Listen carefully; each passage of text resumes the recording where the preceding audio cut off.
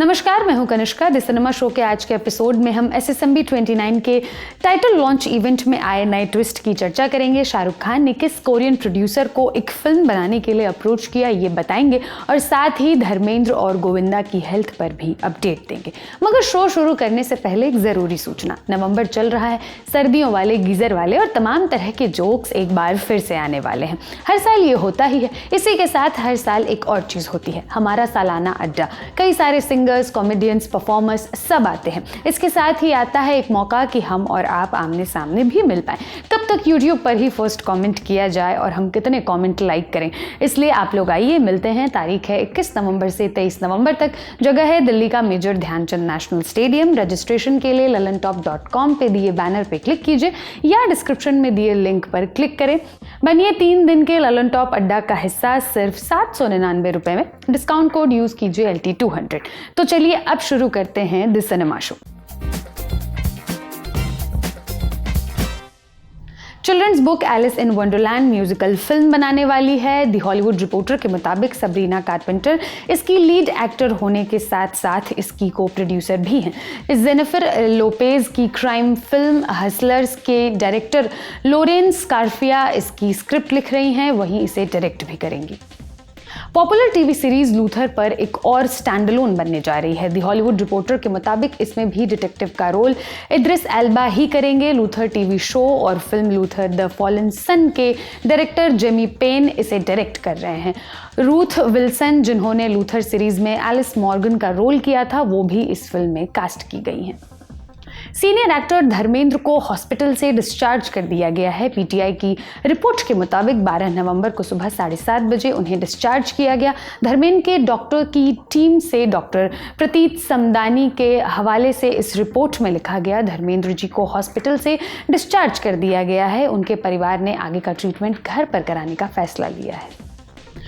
दिल्ली के लाल किले पर हुए बॉम्ब ब्लास्ट और धर्मेंद्र की बिगड़ी सेहत के चलते सिनेमा से जुड़े कई बड़े इवेंट्स टाल दिए गए हैं। पहला है रणवीर सिंह की धुरंधर का ट्रेलर लॉन्च, जो आज मुंबई में होने वाला था।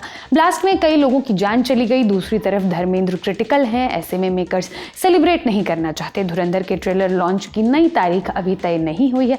इसके अलावा 2 और प्रोजेक्ट्स की आइटिनरी में बदलाव हुए हैं। ये है दिल्ली क्राइम 3 और कॉकटेल 2।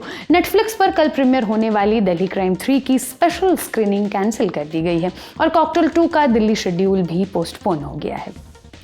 नवरंग और 2 आंखें 12 हाथ जैसी फिल्में बनाने वाले legendary film maker V Shantaram की बायोपिक बनने जा रही है। बॉलीवुड हंगामा के रिपोर्ट के मुताबिक इसमें वी शांताराम का किरदार सिद्धांत चतुर्वेदी निभाएंगे। फिल्म के लिए सिद्धांत का लुक टेस्ट हो चुका है। फरदीन खान भी इसमें जरूरी रोल में कास्ट किए गए हैं। इसकी शूटिंग 2 महीने बाद शुरू होगी। SS राजामौली की फिल्म SSMB 29 के बारे में घोषणा हुई थी कि इसका टाइटल 15 नवंबर को लॉन्च किया जाएगा, मगर कहानी में एक नया और मजेदार ट्विस्ट है। दरअसल जियो हॉटस्टार, जिस पर इस इवेंट का लाइव टेलीकास्ट होना है, उसने X पर एक पोस्ट डाली। इसमें SSMB 29 के ट्रेलर लॉन्च का जिक्र था।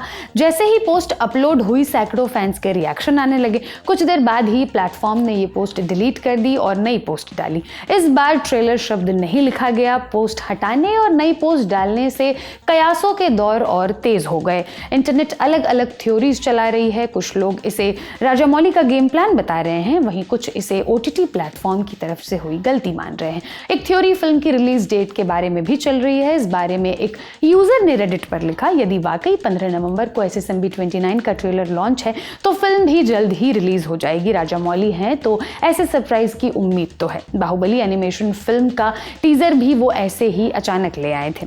इंडिया ग्लिट्स तेलुगु नाम के एक हैंडल से X पर लिखा गया, राजामौली ने सरप्राइज प्लान तो किया, मगर कहीं ना कहीं चूक हो गई। कोई बात नहीं, आप जो भी लाएंगे उसके लिए हम तैयार हैं, चाहे वो एक झलक हो, टीजर हो या ट्रेलर। कोरियन प्रोड्यूसर ह्यूनवू थॉमस किम इंडियन सिनेमा में पैर जमा रहे हैं। खबर है कि वो अक्षय कुमार और शाहरुख खान के साथ अलग अलग फिल्म प्लान कर रहे हैं। मिड डे को दिए एक इंटरव्यू में उन्होंने कहा, मैंने कल ही अक्षय कुमार को मैसेज किया जो अभी लंदन में है। मैंने उन्हें एक खास फिल्म देखने की सलाह दी जिसे इंडस्ट्री में सभी लोग जानते हैं। सुजॉय घोष ने इसका ड्राफ्ट पूरा कर लिया है। जैसे ही अक्षय तैयार होंगे हम इस प्रोजेक्ट को शुरू करेंगे। किम ने यह भी बताया कि शाहरुख ने भी उन्हें एक स्क्रिप्ट के लिए अप्रोच किया था। उन्होंने कहा, मैं हर किसी से मिल चुका हूँ, यहाँ तक कि शाहरुख खान से भी। उन्होंने ही पहले मुझे एक स्क्रिप्ट के लिए मैसेज किया था।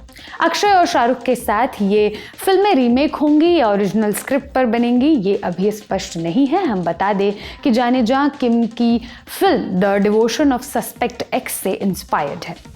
खबर है कि 11 और 12 नवंबर की दरमियानी रात गोविंदा को हॉस्पिटलाइज किया गया। एनडीटीवी के मुताबिक अचानक उनकी तबीयत खराब हुई। पहले वो डिसओरिएंट हुए और फिर बेहोश हो गए। परिजन उन्हें जुहू स्थित हॉस्पिटल ले गए हैं। फिलहाल उनके परिवार की तरफ से कोई अपडेट नहीं मिला है। प्रभास की द राजा साहब की शूटिंग अब जाकर पूरी हुई है। फिल्म के डायरेक्टर मारुति ने सोशल मीडिया पर एक नया पोस्ट रिलीज करते हुए ये जानकारी दी। प्रभास ने इंडस्ट्री में 23 साल पूरे कर लिए हैं। मारुति ने इस बात जिक्र करते हुए ही ये पोस्ट लिखी और साथ ही आश्वस्त किया कि द राजा साहब के लिए फैंस को जितना इंतजार करना पड़ा वो फिल्म आने के बाद याद भी नहीं रहेगा। ये फिल्म 9 जनवरी को रिलीज होगी। आमिर खान और राजकुमार हिरानी ने साल की शुरुआत में एक फिल्म अनाउंस की थी। ये थी भारतीय सिनेमा के जनक कहे जाने वाले दादा साहब फाल्के की बायोपिक। अब खबर है कि ये फिल्म नहीं बन रही और वजह है स्क्रिप्ट। बॉलीवुड हंगामा की खबर के अनुसार आमिर खान इसकी स्क्रिप्ट से संतुष्ट नहीं है। बकौल आमिर, इसकी स्क्रिप्ट आज के दर्शकों के हिसाब से फीकी है। इसमें एजुकेशनल कंटेंट और ह्यूमर का बैलेंस नहीं है, इसलिए आमिर और राजू हिरानी ने फिलहाल इसे होल्ड पर रखने का निर्णय लिया है।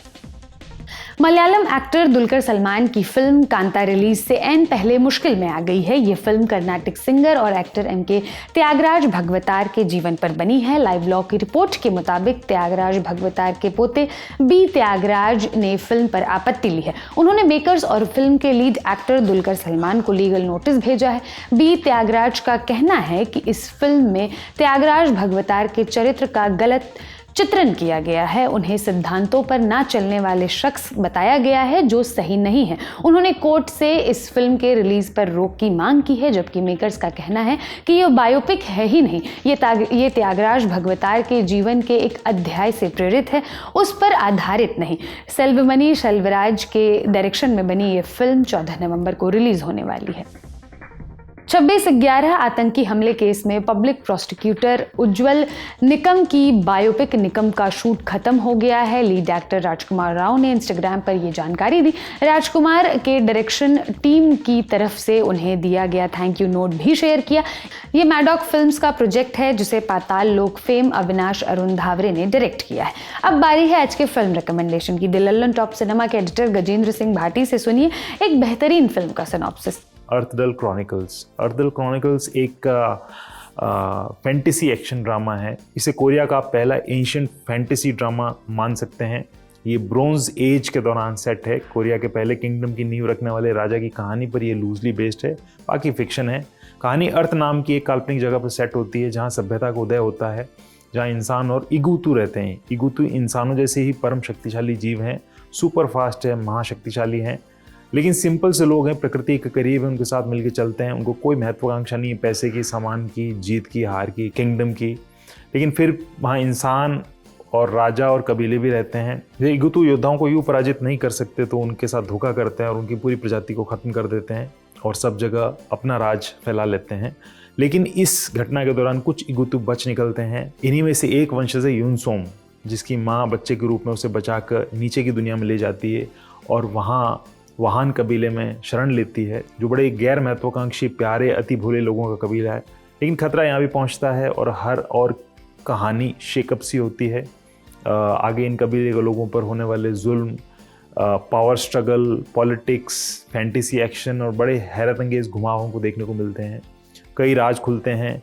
इगुतू लोगों के एक्शन का इंतज़ार हमको इस सीरीज़ में बार बार रहता है, वो कहीं कहीं आता रहता है।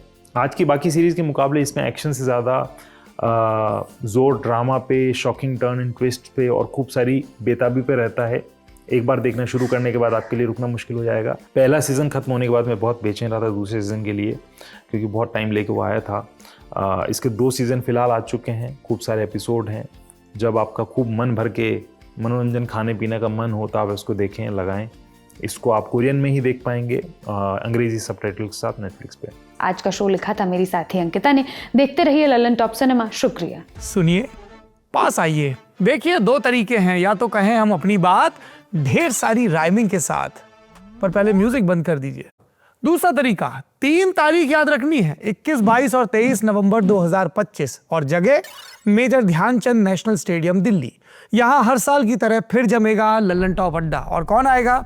बड़े बड़े लोग, लेखक, गीतकार, शिक्षक, खिलाड़ी, मुंबई से नायक नायिका, गायक गायिका, हेल्थ के expert, comedian, cricketer, rapper, YouTuber, reel वाले स्टार और वायरल कलाकार। फिर से राइमिंग शुरू हो गई। आप बस इस बात पर फोकस करो कि एक से बढ़ के एक टैलेंटेड लोग जुटने वाले हैं। आप आ सकते हैं, मिल सकते हैं उनसे, सवाल पूछ सकते हैं, लल्लन टॉप क्विज खेल सकते हैं, इनाम जीत सकते हैं। अब लगा दो म्यूजिक यार। तो आ जाइए लल्लन टॉप अड्डे में, आज ही बुक करिए अपना टिकट। 999 की बजाय 799 में डिस्काउंट कोड लगाइए LT200। बुकिंग के लिए डिस्क्रिप्शन में दिए लिंक पर क्लिक करिए या फिर विजिट करिए thelallanTop.com और बैनर पर क्लिक करिए। फिर क्या है, मिलते हैं लल्लन टॉप अड्डे में, क्योंकि जिंदगी में मौज कायम रहनी चाहिए।